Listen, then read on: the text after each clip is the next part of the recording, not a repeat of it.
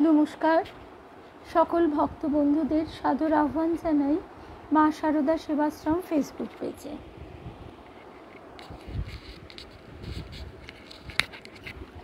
মা শারদা সেবাশ্রম ফেসবুক পেজে আজকে আমরা শুনব স্বামীজির অনুধ্যান। স্বামীজির অনুধ্যানে আমরা দেখছি স্বামীজি এখন দক্ষিণ ভারত পর্যটনে রয়েছেন। তার যে পরিব্রাজন কাল, সেই পরিব্রাজন কালে তার অভিজ্ঞতা এবং মানুষজনের সঙ্গে সেখানে যেরকম অতি সাধারণ মানুষও রয়েছেন, তেমনি রয়েছেন সমাজের এলিট শ্রেণী, যাকে বলে রাজা মহারাজা ইত্যাদি। শিক্ষিত সম্প্রদায়ের সঙ্গেও তার ঠিক একই রকম পারস্পরিক যে আদান প্রদান, সেই সব আমরা শুনতে শুনতে এগোচ্ছি। ভক্ত বন্ধুদের শুভ সন্ধ্যা জানাই। মধুরিমাদি শুভ সন্ধ্যা, অমিতা শুভ সন্ধ্যা। ঠাকুর মা স্বামীজির শ্রীচরণে সাষ্টাঙ্গ প্রণাম নিবেদন করে, শ্রী গুরুদেবকে স্মরণ করে আমরা শুরু করছি আজকের প্রসঙ্গ। লিপিকা রায় শুভ সন্ধ্যা।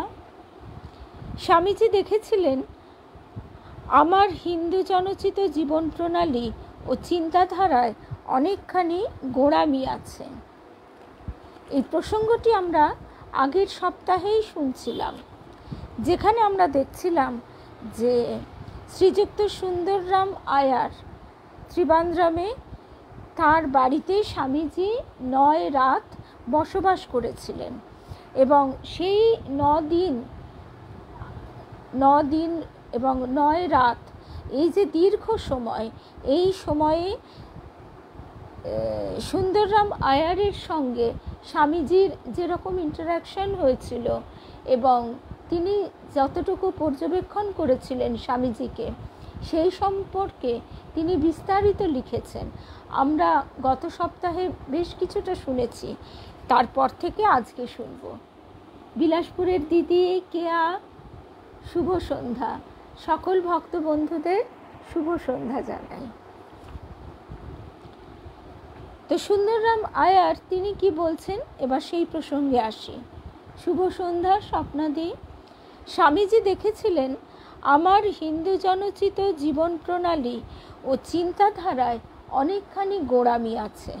হয়তো এই জন্যই তিনি সাধারণত এমনভাবে বেশিরভাগ কথা বলতেন যা আমারই রুচি ও বিশ্বাসের অনুরূপ, কিন্তু মাঝে মাঝে তিনি কেবল দেশাচার ও লোকাচার মেনে চলার বিরুদ্ধে তুমুল সমালোচনার অবতারণা করতেন। বিজ্ঞান যে অদ্ভুতভাবে মানুষের নির্বিচার বিশ্বাসের দাবি করে, তার বিরুদ্ধে তিনি একদিন ঘোর আপত্তি জানালেন। কথাটা বিশেষ প্রণিধানযোগ্য। বিজ্ঞানও যে মানুষের কাছে নির্বিচার বিশ্বাসের দাবি করে, অর্থাৎ বিজ্ঞান এই কথা বলছে, কিন্তু বিজ্ঞানও তো একটা কন্টিনিউয়াস একটা প্রসেস, এবং সেই চলার মধ্যে দিয়ে আমরা অনেক সময় দেখি যে আগে যেটা জানা ছিল সেটি ভুল প্রমাণিত হলো বা নতুন করে কিছু উদ্ঘাটিত হলো। তো এই যে একটা নিরন্তর চলা, সেটাকে তো অস্বীকার করবার জায়গা নেই। কিন্তু বিজ্ঞান অদ্ভুতভাবে মানুষের নির্বিচার বিশ্বাসের দাবি করে, তার বিরুদ্ধে তাই তিনি ঘোর আপত্তি জানালেন। বিজ্ঞানের সীমাবদ্ধতাকে মানুষ কিন্তু তখন বুঝতে পারছে না। হঠাৎ করে তারা পাশ্চাত্য আলোতে আলোকিত হয়ে তারা মনে করছে কাগজে যেটা লেখা আছে, বইয়ে যেটা লেখা আছে, সেটাই ধ্রুব সত্য, সেখানে আমার কোনো জিজ্ঞাসা থাকতেই পারে না। তিনি বললেন, স্বামীজি বললেন, ধর্মরাজ্যে যদি কুসংস্কার থাকে তবে বিজ্ঞানের রাজ্যেও যথেষ্ট আছে। জগৎ প্রপঞ্চ এই যে জগতের সৃষ্টি, পঞ্চভূত, তার সৃষ্টি, তার অতীত ভবিষ্যৎ বর্তমান, এই জগৎ প্রপঞ্চ সম্বন্ধে যে যান্ত্রিক ব্যাখ্যা বা ক্রমবিকাশের ব্যাখ্যা দেওয়া হয়, সেই দুইটি যথাযথ বা সন্তোষজনক নয় বলে দেখা গেছে। অথচ এমন বহু লোক আছেন যারা মনে করেন যে বিশ্বের সব রহস্য উদ্ঘাটিত হয়ে গেছে, অর্থাৎ বিজ্ঞান সব কিছুর মীমাংসায় আমাদের পৌঁছে দিয়েছে। অজ্ঞেয়বাদ অর্থাৎ তাদের কাছে সংশয়, তারা কোনোটার উপরেই একটা স্থির বিশ্বাস, দৃঢ় ধারণা, নির্ভরতা রাখতে পারে না, তাদেরকে অজ্ঞেয়বাদী বলা হয়। অজ্ঞেয়বাদও মানুষের চিন্তাধারার অনেকখানি আত্মসাৎ করেছে, কিন্তু ভারতে চিন্তার নিয়ন্ত্রণ বিষয়ে যে বিজ্ঞান প্রতিষ্ঠিত হয়েছে, ভারতে চিন্তার নিয়ন্ত্রণ বিষয়ে যে বিজ্ঞান প্রতিষ্ঠিত হয়েছে তাকে অবহেলা করে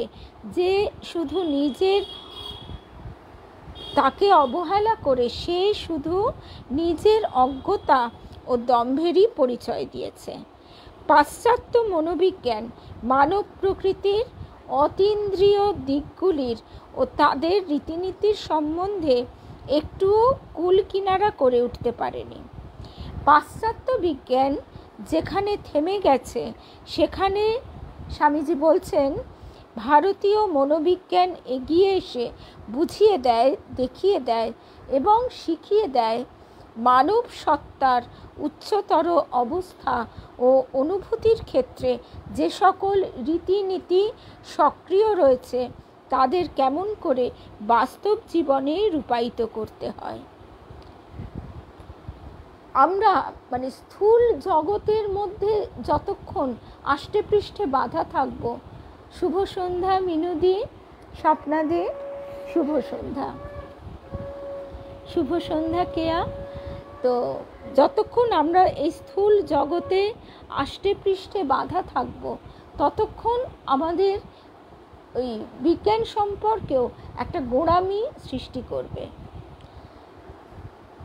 এই কথাই স্বামীজি বলছেন। ধর্ম এবং বিশেষত ভারতীয় ধর্মই মানব মনের সুগুপ্ত ও সূক্ষ্ম ক্রিয়াকলাপের তত্ত্ব বুঝতে পারে। ধর্ম এবং বিশেষত ভারতীয় ধর্মই মানব মনের সুগুপ্ত ও সূক্ষ্ম ক্রিয়াকলাপের তত্ত্ব বুঝতে পারে। শুভ সন্ধ্যা কাবেরী, চিনুদি, মৌসুমী, রিমা, শুভ সন্ধ্যা।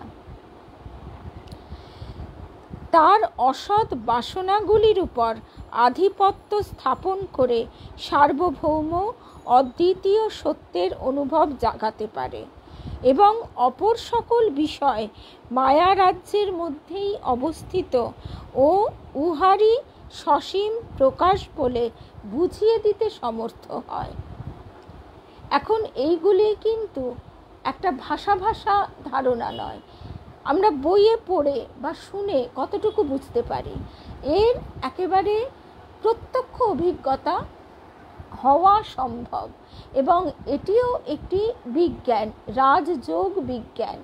এই রাজযোগের যে প্রণালীগুলি, সেইগুলি অনুশীলন অভ্যাসের দ্বারা আমরা যে সত্যের কথা বইয়ে পড়ছি বা শুনছি, সেইটি নিজে প্রত্যক্ষ অনুভব করতে পারবো। এবং তখন আমরা অনুভবও নয়, একদম প্রত্যক্ষ দর্শন হবে যে যেটা আমাদের কাছে অলৌকিক বলে বোধ হয়, আদতে সেটা অলৌকিক নয়। যেমন এখানে অবস্থান করে আমরা অনেক সময় যে কথা শুনে থাকি, কোনো মহাপুরুষের ক্ষেত্রে তিনি এখানে অবস্থান করছেন, আবার হয়তো সম্পূর্ণ অন্য জায়গায়, সাপোজ দিল্লি, বম্বে কি আমেরিকা ইত্যাদি ইত্যাদি বিভিন্ন জায়গায় তার উপস্থিতি পরিলক্ষিত হচ্ছে। স্বামীজি এই সেদিন মহুয়ার বাড়িতে কেয়াও ঠিক এই প্রসঙ্গই বলছিল। এবং আমাদের এই রামকৃষ্ণ মঠ ও মিশনে, রামকৃষ্ণ ভাবধারায় এই বিষয়গুলিকে বিশেষ গুরুত্ব দেওয়া হয় না। তার অনেকগুলি কারণ আছে। ঠাকুর বলছেন যে সিদ্ধাই বা এই সমস্ত শক্তিগুলি সুকরি বিষ্ঠাবৎ পরিত্যাজ্য। কিন্তু মানুষ যখনই, সাধক যখনই এই সাধন পথে একটু একটু করে উন্নত হবে, তখন সহজেই তার ভিতরে এই শুভ সন্ধ্যা, রূপশ্রী, রূপা, কুমকুমদি, জয়শ্রী, শুভ সন্ধ্যা, তার ভিতরে এই শক্তির সঞ্চার ঘটবেই। এইবারে তার যদি নিজের প্রতি কন্ট্রোল না থাকে, তার ভিতরে যদি ষড়রিপুর তাড়না থাকে, তাহলে যখনই সে সেই শক্তিগুলি লাভ করবে, কারণ একটি নির্দিষ্ট উপায় আছে, গুরুমুখী বিদ্যা, সেইগুলি অনুশীলন করলে এইগুলি লাভ হয়। অনিমা, লঘিমা ইত্যাদি ইত্যাদি। জলের ওপর দিয়ে হাঁটা, ছোট হয়ে যাওয়া, শূন্যে ভেসে থাকা, তখন কি হয়, যখনই সে ষড়রিপুর তাড়নায় আক্রান্ত, তখন সে কি করে, আত্মপ্রতিষ্ঠা, যশ লাভের জন্য এইগুলিকে সে ওই তুরুপের তাস করে, সেগুলি সে ব্যবহার করতে থাকে ম্যাজিক বলে, এবং তার মুনাফা সে নিজে ভোগ করে, নিজে লোঠে, আর মানুষকে ধর্ম সম্বন্ধে আরও অবিশ্বাসী, সংশয়ী করে দেয়। মানুষকে, মানে যাদের স্বাভাবিক বিচার বুদ্ধি অভাব রয়েছে, তারাই কিন্তু চট করে এই ফাঁদে পড়ে। স্বাভাবিক বিচার বুদ্ধি ভগবান সমস্ত মানুষকেই দিয়েছেন, কিন্তু সেই বিচার বুদ্ধি চাপা পড়ে যায় কেন? এই ষড়রিপুর তাড়নায়। সে লোভ এবং মোহে একেবারে জড়িত হয়ে সে ভাবে যে আমি যদি এই সাধুর কাছে যাই, আমি তাহলে এইটি পেতে পারি, তার এই অলৌকিক ক্ষমতা আছে। কবচ, তাবিজ ইত্যাদি ধারণ করা থেকে শুরু করে নানাবিধ ব্যবসা চলতে থাকে। তো এইখানেই স্বামীজি আলোচনা করেছিলেন লৌকিক ও অলৌকিকের মধ্যে পার্থক্য। অলৌকিক কি? এই যে অনন্ত সৃষ্টি এক অপূর্ব ছন্দে প্রবাহিত হচ্ছে, এইটি অলৌকিক। ওই ধরনের জিনিসগুলি যেগুলি আমাদের স্থূল বোধগম্যতার বাইরে, সেইগুলি কিন্তু অলৌকিক নয়। যিনি এই দুটিকে অতিক্রম করতে পারেন, স্বামীজি দেখিয়ে দিলেন এই উভয় জিনিসই মানুষকে ইন্দ্রিয় রাজ্যে আবদ্ধ রাখার কারণ হয়। অর্থাৎ মনরূপ ইন্দ্রিয়, এবং মন যে কত বড় শক্তিশালী ইন্দ্রিয়, সে কথা তো আমরা বারবার স্মরণ করি, যে আমাদের চোখের সামনে দিয়ে কেউ এলো, বসলো, চলে গেল, আমরা দেখতেই পেলাম না, কারণ আমাদের মন রয়েছে অন্য জায়গায়। শকুন্তলার কাহিনী, অভিজ্ঞান শকুন্তলম, এখানেও ঠিক তাই। তিনি ঋষির আহ্বান শুনতেই পারেননি, দুর্বাসা সেই কারণেই তাকে শাপ দিয়েছিলেন, তিনি রাজার চিন্তায় মগ্ন ছিলেন। তো সুতরাং এখানে আমরা বুঝতে পারছি শুভ সন্ধ্যা সংযুক্তা সঙ্গীতা শুভ সন্ধ্যা। তো এখানেই আমরা বুঝতে পারছি যে স্বামীজির কথাটি, এই উভয় জিনিসই, লৌকিক ও অলৌকিক উভয় জিনিসই মানুষকে ইন্দ্রিয় রাজ্যে আবদ্ধ রাখার কারণ হয়। সে একটা পাথর ধারণ করে বলল, তুমি এই পাথরটি ধারণ করো, তোমার সব বিপদ কেটে যাবে। এই রত্ন ধারণ করো, তাকে ধনে প্রাণে নিঃশেষ করে দিল। তার মন দুর্বল হয়ে গেল। সে বাস্তবকে ফেস করবার, অর্থাৎ জগতে দুঃখ থাকবেই, ব্যর্থতা থাকবেই, সেইটিকে ফেস করবার মনোবলও সে হারিয়ে ফেলল সর্বদিক থেকে। তাছাড়া অর্থমূল্যও এগুলির কম নয়, সব দিক থেকে সে একেবারে ভরাডুবিতে পড়ল। স্বামীজি জাতিভেদ সম্বন্ধেও আমাকে বলেছিলেন, ততদিন পর্যন্তই ব্রাহ্মণেরা বেঁচে থাকবেন যতদিন তারা নিঃস্বার্থ কর্মে নিরত থাকবেন। এবং নিজের জ্ঞান এবং আর সব কিছু মুক্ত হস্তে দেশের অপর সকলের মধ্যে বন্টন করতে থাকবেন। স্বামীজির সম্মুখের কথাগুলি এখনও আমার কর্ণে বাজছে। ব্রাহ্মণেরা ভারতের জন্যে বহু মহৎ কার্য করেছেন। ভবিষ্যতে তারা ভারতের জন্য আরও মহত্তর কার্যের জন্য বিধাতা কর্তৃক নির্দিষ্ট হয়েছেন। নারীদের বিবাহ ও সামাজিক অবস্থা সম্বন্ধে শাস্ত্রে যে সকল আচার ও বিধি লিপিবদ্ধ আছে, স্বামীজি স্পষ্টত বলতেন তিনি ওই সকলের পরিবর্তন সাধনের বিরোধী। নিম্ন জাতীয় ও নিম্ন শ্রেণীয়দেরই ন্যায় নারীদিগকেও সংস্কৃত শিখতে হবে। প্রাচীন আধ্যাত্মিক দৃষ্টি স্বায়ত্ত করতে হবে এবং ঋষিদের সমস্ত আধ্যাত্মিক আদর্শকে জীবনে রূপ দিতে হবে। এই রূপ হলে তারা তাদের সামাজিক অবস্থা সঞ্জাত সমস্ত সমস্যার সমাধানভার স্বহস্তে নিতে পারবে এবং তখন আধ্যাত্মিক সত্যের স্বানুভবজনিত আলোক সহায়ে এবং স্বীয় প্রয়োজন ও উপযোগিতার পরিপ্রেক্ষিতে নিজেরাই ওই সকল সমস্যার সমাধান করতে পারবে। আমরা এই আধ্যাত্মিকতার ইতিহাসে, ধর্মের ইতিহাসে নারীর এতখানি সম্মান এই প্রথম দেখছি। শুধু তাই নয়, নারীর দ্বারা পরিচালিত, তাদের স্বাধীনভাবে পরিচালিত মঠ এই প্রথম প্রতিষ্ঠিত হয়েছে রামকৃষ্ণ ভাব আন্দোলনেরই পরে। তারপরে শ্রী সুন্দররাম আয়ার তিনি লিখছেন, আমার গৃহে স্বামীজির তৃতীয় এবং চতুর্থ দিন অবস্থানকালে আমি আমার শ্রদ্ধেয় বন্ধু এবং ত্রিবাঙ্কুর রাজ্যের দেশীয় ভাষায় পরিচালিত শিক্ষার অধিনায়ক অর্থাৎ ডিরেক্টর শ্রীযুক্ত এস রাম রাওকে সংবাদ পাঠালাম। আমার পরিষ্কার মনে আছে রাম রাও একবার স্বামীজিকে ইন্দ্রিয় নিগ্রহ বুঝিয়ে দিতে বলেছিলেন। রামরাও একবার স্বামীজিকে ইন্দ্রিয় নিগ্রহ বুঝিয়ে দিতে বলেছিলেন।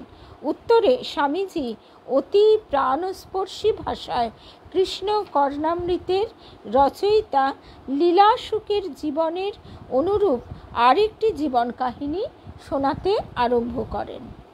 ওই কাহিনীর শেষ অংশে এসে যখন তিনি বললেন ওই গল্পের নায়ককে অর্থাৎ বিল্বমঙ্গলকে বৃন্দাবনে নিয়ে এলে তার আগে জনৈক শেঠ দুহিতাকে কাম প্রবৃত্তি নিয়ে অনুসরণ করারূপ পাপের প্রায়শ্চিত্তের জন্য তিনি কিরূপে নিজ চক্ষুর্দয় উৎপাটিত করেছিলেন, অর্থাৎ যে চোখ দিয়ে ওই বণিকের কন্যাকে দেখে তিনি মোহগ্রস্ত হয়ে সমস্ত কিছু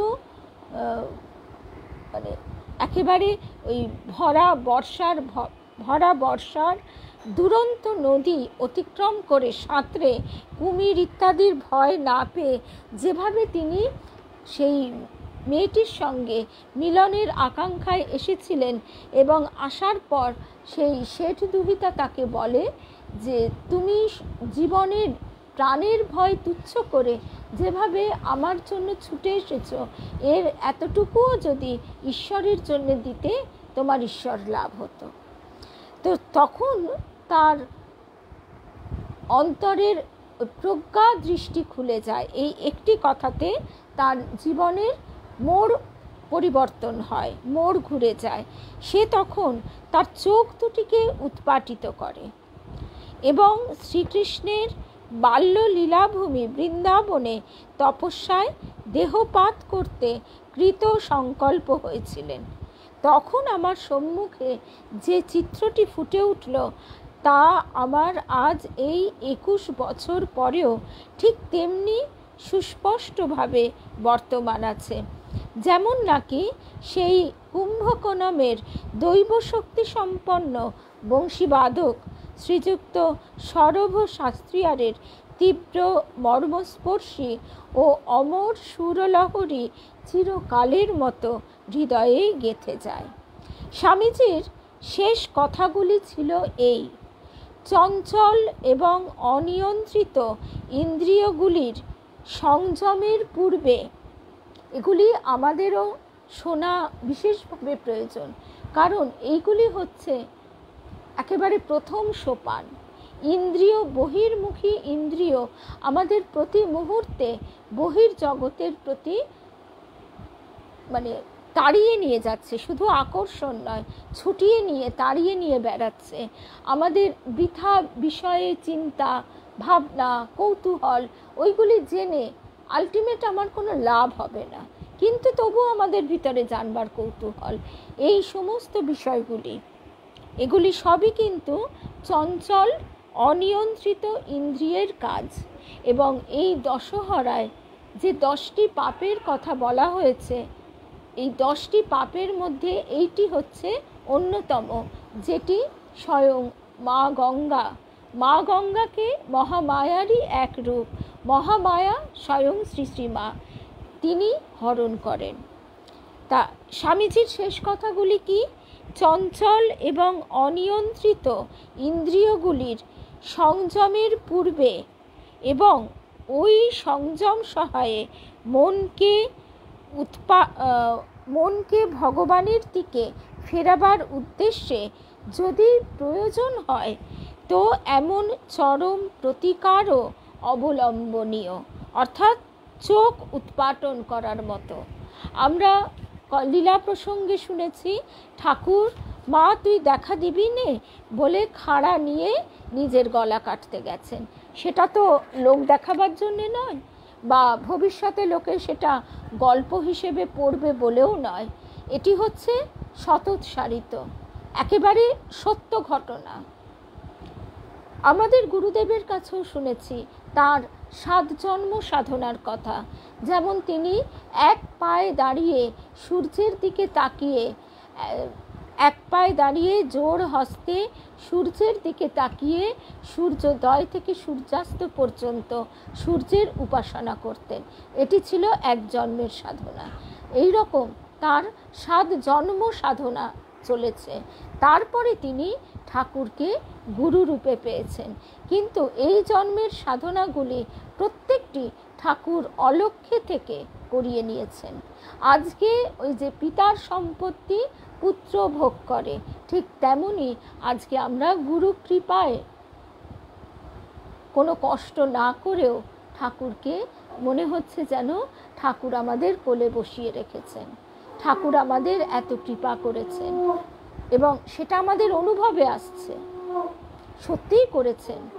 এইখান থেকেই দেবী মা আমাদের বলতেন যে আকণ্ঠ সংসারে ডুবে থেকে, ভোগ বাসনায় ডুবে থেকে তোমরা আশা করো যে সকালবেলা উঠেই দেখবে পূর্ণ ব্রহ্ম নারায়ণ তোমাদের সামনে দাঁড়িয়ে আছে, কেন ঠাকুরকে দেখতে পাই না, এ কথা কি করে বলো তোমরা?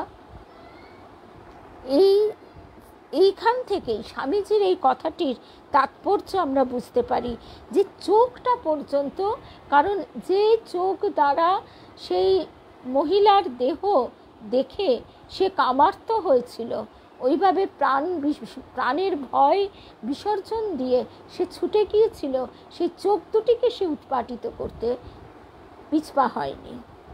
তৃতীয় এবং চতুর্থ দিনে অবস্থানকালে আমি স্বামীজির অনুরোধে মাদ্রাজের সহকারী অ্যাকাউন্টেন্ট জেনারেল শ্রীযুক্ত মন্মথনাথ ভট্টাচার্যের সম্বন্ধে অনুসন্ধান করলাম। তখন থেকে স্বামীজি সকালবেলাটা ভট্টাচার্যের বাড়িতেই কাটাতেন এবং সেখানেই আহার করতেন। একদিন আমি যখন অনুযোগ করলাম যে তিনি সব সময়টা ভট্টাচার্যেরই জন্য ব্যয় করছেন, তখন তিনি এমন একটি উত্তর দিলেন যে যা কেবল স্বামীজিরই মুখে শোভা পায়। তিনি বললেন, দেখুন, আমরা বাঙালিরা নিজেদের মধ্যে দল বেঁধে থাকতেই অভ্যস্ত। তিনি আরও বললেন যে ভট্টাচার্য তার বিদ্যালয় বা মহাবিদ্যালয়ের সহপাঠী। সহপাঠী ছিলেন এবং তিনি কলকাতা সংস্কৃত মহাবিদ্যালয়ের অধ্যক্ষ সুপ্রসিদ্ধ পণ্ডিত শ্রীযুক্ত মহেশচন্দ্র ন্যায়রত্ন মহাশয়ের পুত্র বলে স্বামীজির উপর তার অধিকতর দাবি আছে। অধিকন্তু তিনি দীর্ঘকাল মৎস্যাহার করেননি, কারণ দক্ষিণ দেশে ভ্রমণকালে তাকে দক্ষিণী ব্রাহ্মণদেরই আতিথ্য স্বীকার করতে হয়েছে এবং এরা মৎস্য বা মাংস ভক্ষণ করেন না। কাজেই তার চিরাভ্যস্ত খাদ্য গ্রহণের এই সুযোগ তিনি ছাড়তে চান না। আমি তখনই মৎস্য মাংস ভক্ষণ বিষয়ে আমার ঘৃণা প্রকাশ করলাম, বললেন ওই সুন্দররাম আয়ার। স্বামীজি বললেন, ভারতের প্রাচীন ব্রাহ্মণেরা মাংসাশী, এমনকি গো মাংসাশী ছিলেন এবং শাস্ত্রানুসারে তাদেরকে যজ্ঞার্থ বা অতিথির জন্য মধুপর্কর রচনার্থ গোবধ এবং অন্যান্য পশু বধ করতে হতো। তার মতে বৌদ্ধ ধর্ম প্রচারের ফলে ক্রমে মৎস্যাহার ও মাংসাহার বন্ধ হয়ে যায়। অবশ্য মতবাদ হিসেবে হিন্দু শাস্ত্রে নিরামিষাশীদের অধিক সম্মান দেওয়া হতো, কারণ ওই বেদেও যে ব্রাহ্মণদের কথা বলা আছে সেখানেও আবার ব্রাহ্মণদেরও বিভিন্ন যে কাজটিতে বিশেষভাবে যুক্ত বা পারদর্শী তাকে সেই শ্রেণীতে বেঁধে রাখা হতো। হিন্দুদের উত্তরোত্তর শক্তির হ্রাস এবং অবশেষে সমগ্র হিন্দু জাতির এবং বিভিন্ন হিন্দু রাজ্যের স্বাধীনতাহীনতার একটা অন্যতম প্রধান কারণ এই মাংসাহারের প্রতি অবজ্ঞা। এটা আমাদেরও আছে, এটা আমাদের ভিতরেও ভীষণভাবে বর্তমান আজও। স্বামীজির মতে বর্তমান জগতে শক্তিলাভ এবং প্রাধান্য স্থাপনের জন্য ব্রিটিশ সাম্রাজ্যের অভ্যন্তরে কিংবা তার বাইরে বিভিন্ন জাতির মধ্যে যে প্রতিদ্বন্দ্বিতা চলছে তাতে নিজেদের স্থান অপ্রতিহত রাখতে হলে হিন্দুদের পক্ষে নির্বিবাদে মাংসাহার অবশ্য কর্তব্য। এখন এই বিষয়ে বহু মত আছে, কারণ বর্তমানে আবার বলা হয় যে নিরামিষ ভোজন স্বাস্থ্যের পক্ষে অধিক সুফলদায়ী। এখন স্বামীজির কথাটিও কিন্তু অমান্য করবার নয়। প্রোটিনটা আমাদের শরীরের পক্ষে তার ক্ষয়ে উপযুক্ত, ক্ষয়ের ক্ষেত্রে রক্ষা করার ক্ষেত্রে উপযুক্ত হচ্ছে এই প্রোটিন। মাও বলছেন যে লড়বে কি করে যদি মাছ না খাও, আমার ছেলেরা মাছ খাবে। আবারও তিনি দুর্গা মা এইসব ক্ষেত্রে তিনি বলছেন গৌরী মা, দুর্গা মা, এদের যে ধারাটা তাদের জন্য আবার বলছেন গৌরী মা তো ভীষণ একরক্ষ ছিলেন, ভীষণ জেদি। এবং জেদি বলতে আমরা অনেক সময় কথাটা একটু খারাপ অর্থেও বলে থাকি, মানে তিনি তার সিদ্ধান্তে অবিচল ছিলেন, অটল ছিলেন। যখন এবং ডাক্তার যখনই তারা একেবারে এইগুলোই রেফার করেন যে তাকে কিছু পুষ্টিকর খাদ্য খাওয়াতে হবে ইত্যাদি ইত্যাদি, গৌরীমা কিন্তু তখন বলেছিলেন যে কোনো মতেই না, আমার মেয়ে ওই কাঁচকলা সেদ্ধ খেয়েই সেরে উঠবে, আর তা না হলে সে মরে তো মরুক, এই রকম কথা তিনি বলেছিলেন। তো যাই হোক, এখন মা আমাদের যে কথাটা বলেছেন বা ঠাকুরের ক্ষেত্রেও যে খাওয়া নিয়ে অত বাজবিচার নয়, যার শরীরে যেটা সয় সংযত পরিমিতভাবে সেইটি আহার করা কর্তব্য। মাংস আহার মানে নিশ্চয়ই সারাদিন রাশি রাশি মাছ মাংস ডিম খাওয়া নয়, আবার প্রয়োজন ক্ষেত্রে প্রয়োজনের জায়গায় অবশ্যই সেগুলো খাওয়ার কথা অস্বীকার করা যায় না। একবার শ্রী পিরাবি পেরুমল পিল্লাই নামক ত্রিবান্দ্রমের হুজুর অফিসের জনৈক সহকারী দেওয়ান বা পেশকার স্বামীজিকে কথাবার্তায় অনেকক্ষণ আটকে রেখে তার বাঙালি বন্ধুর বাড়িতে যথারীতি দেননি। তিনি যাচাই করতে এসেছিলেন স্বামীজি ভারতীয় উপাসনা পদ্ধতি ও ধর্ম সম্বন্ধে কতটা কি অবগত আছেন। তিনি অদ্বৈতবাদের বিরুদ্ধ পক্ষ অবলম্বনে কথা পারলেন, কিন্তু অচিরেই বুঝতে পারলেন যে স্বামীজি একজন আচার্য। অতএব তার মেধাশক্তি কতদূর বিস্তৃত বা কত গভীর তা পরীক্ষা করবার চেষ্টায় বৃথা সময় না কাটিয়ে বরং স্বীয় ধর্ম উদ্দীপনার কাজে লাগাবার জন্য যে যতখানি পারে ততখানি তার জ্ঞানভাণ্ডার হতে আহরণ করলে ভালো হয়। আমি এই সুযোগে স্বামীজির এমন একটি অসাধারণ ক্ষমতার পরিচয় পেলাম, যার বলে তিনি এক মুহূর্তে আত্মশ্লাঘী প্রচণ্ড অহংকারপূর্ণ আত্মশ্লাঘী আগন্তুকের বুদ্ধির দৌড় ধরতে পারতেন এবং তাকে অজ্ঞাতসারে এমন এক উপযুক্ত চিন্তা স্তরে নিয়ে আসতেন যাতে তিনি স্বামীজির প্রদর্শিত পথে চলে এবং তার কাছে প্রেরণা লাভ করে জীবনে উপকৃত হতে পারেন। বর্তমান ক্ষেত্রে স্বামীজি ললিত বিস্তর থেকে বুদ্ধের বৈরাগ্য সম্বন্ধে কয়েকটি শ্লোক এমন চিত্তাকর্ষক স্বরে আবৃত্তি করলেন যে আগন্তুকের হৃদয় বিগলিত হয়ে গেল।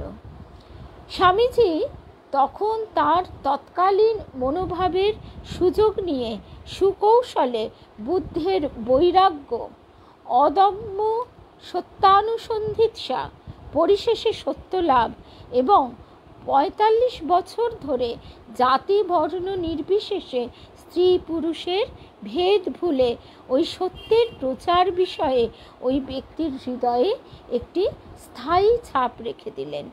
এই প্রসঙ্গে প্রায় ১ ঘণ্টা কেটে গেল। প্রসঙ্গ শেষে আগন্তুক ভাবে বিহ্বল হয়ে পড়লেন এবং স্বীকারও করলেন যে তিনি অন্তত সেই কালের মতো জাগতিক তুচ্ছ ও মিথ্যা বিষয়গুলির ঊর্ধ্বে উঠতে পেরেছেন। বিদায়কালে তিনি বারবার ভক্তিভরে সাষ্টাঙ্গ প্রণাম করলেন এবং বলে গেলেন তিনি জীবনে আর কখনো তার মতো ব্যক্তি দেখেননি এবং উপদেশের কথাও তিনি কখনো ভুলবেন না। একবার আমি তাকে প্রকাশ্য বক্তৃতা প্রদানের কথা বলি। তাতে তিনি বলেন তিনি পূর্বে কখনো প্রকাশ্য বক্তৃতা দেননি এবং ওইরূপ করতে গেলে নিশ্চয়ই শোচনীয়ভাবে বিফল ও হাস্যাস্পদ হবেন। আমি তখন জিজ্ঞাসা করলাম, তাই যদি হয় তবে তিনি কিভাবে শিকাগোর ধর্ম মহাসভায় গণ্যমান্য বুধমণ্ডলীর সামনে দণ্ডায়মান হবেন? আমি পূর্বেই তার মুখে শুনে রেখেছিলাম যে মহীশূর মহারাজ তাকে হিন্দু ধর্মের প্রতিনিধি রূপে সেখানে উপস্থিত হবার জন্য অনুরোধ করছেন। স্বামীজি আমার প্রশ্নের উত্তর এমনভাবে দিলেন যে আমার মনে হয়েছিল যে তিনি সুকৌশলে আমার উত্তরটি এড়িয়ে গেলেন। তিনি বললেন, পরমেশ্বরের যদি এই অভিপ্রায় হয় যে তাকে তার মুখপাত্র রূপে খাড়া করা, তবে তাকে দিয়েই সত্যের ও পবিত্র জীবনযাপনের সমর্থনে কোনো গুরুত্বপূর্ণ কাজ করিয়ে নেওয়া, এটাই যদি পরমেশ্বরের অভিপ্রায় হয়, তবে পরমেশ্বরই তাকে তদুপযুক্ত শক্তি ও গুণাবলীতে বিভূষিত করবেন। স্বামীজির এই কথা থেকে আমরা এটাও অনুভব করতে পারছি যে অহংকার শূন্যতা কাকে বলে। তিনি যে ঠাকুরের হাতের যন্ত্র, এই কথা থেকেই সেটি পরিস্ফুট হয়। তাহলে আজকে আমরা এখানে আজকের প্রসঙ্গ শেষ করছি। আসলে হয়তো কারো কারো ভুল হচ্ছে, আমরা স্বামীজির অনুধ্যানটি 6:30 থেকে শুনি, অথবা এখন বেলা বড় তো সান্ধ্য পূজা শেষ করে আসতে দেরি হচ্ছে। স্বামীজির অনুধ্যান 6:30 থেকে 7:10-15 মধ্যে শেষ করি, আর তারপর আবার আমাদের দেখা হবে 8টায়। আজকে কিন্তু আমাদের অনুধ্যানটি একটু দীর্ঘ হবে, কারণ আমরা ঠাকুর আর মায়ের কথা একই সঙ্গে শুনব। মাতাজি, আমাদের যে মাতাজি, বেদপ্রাণা মাতাজি মায়ের অনুধ্যান করেন বেদান্ত দর্শন ফেসবুক পেজে। মাতাজি শিলিগুড়িতে একটি অধিবেশনে গেছেন, আমাকে দায়িত্ব দিয়েছে মায়ের কথা বলবার। তাই আমরা 8টা থেকে একটু বেশি সময় নেব, ঠাকুরের কথা মায়ের কথা একই সঙ্গে শুনব। সকলে সঙ্গে থাকবে। জয় রামকৃষ্ণ। শুভ্রাদি, ছবিদি, রুমাদি, হ্যাঁ শুভ্রাদি বলছে একদম ভুলে গেছি। মীনা সরকার, নিবেদিতা, রূপশ্রীত সবেই এসেছিলেন। রূপা ভট্টাচার্য, সীমা, রূপা গাঙ্গুলিও আজকে এসেছে, লক্ষ্মী, সংযুক্তা। তাহলে আপাতত বিদায়, আবার দেখা হবে 8টার সময়।